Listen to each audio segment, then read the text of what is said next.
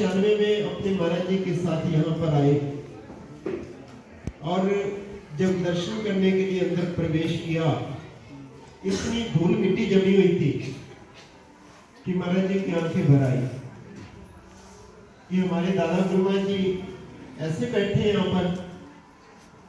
उन्होंने हमें कहा कि पहले यहाँ सफाई करो।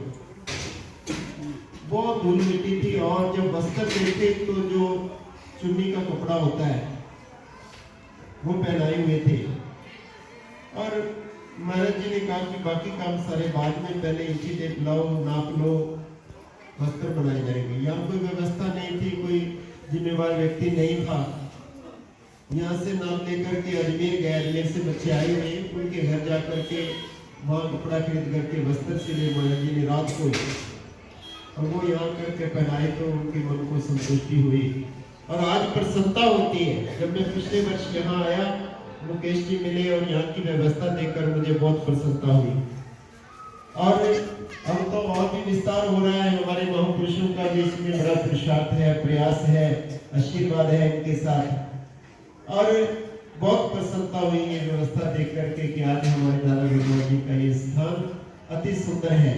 तो यहाँ की कमेटी का, यहाँ के भक्तों का प्रयास है और उनके सिरदारे में बैठे हैं मुकेश जी, ये दिन रात लगे रहते हैं और इनका कर्म है आप पर, उनकी नजरें कर्म है और आपको उनके दरबार की सेवा मिली है।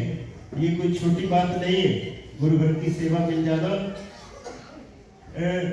निजामुद्दीन औलिया के शिष्य थे मीर खुसरो जी, जा रहे थे, पानीपत के पास से गुजर रहे थे और उनको खुशबू आई अपने गुरुदेव के चरणों की। उस समय इतनी भीड़ भाड़ नहीं होती थी। उन्होंने देखा एक व्यक्ति वहां से गुजर रहा है, एक थैला उसके हाथ में है। तो उसके करीब गए तो खुशबू और ज्यादा आई। उससे पूछा तुम कहां से आई हो? कहा भैया मत पूछो, गया था निजामुद्दीन औलिया के पास ये आस लगा करके कि बेटी की शादी है, कुछ सहायता हो जाएगी।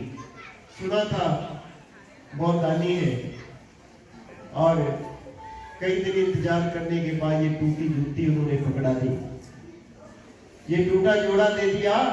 मैं अपनी बेटी की शादी करना चाहता था, इससे क्या होगा?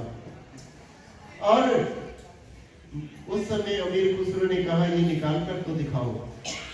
देखा, उसको मस्तक पर लगाया, चुमा, वो चंद धूली मस्तक पर डाली, हृदय से लगाया और कहा कि ये 100 ऊंट हैं धनमाल से लदे हुए, अगर आपको स्वीकार हो तो ये जोड़ा मुझे दे दो और आप ये ले जाइए। उस व्यक्ति ने सोचा ये तो कोई मूर्ख है,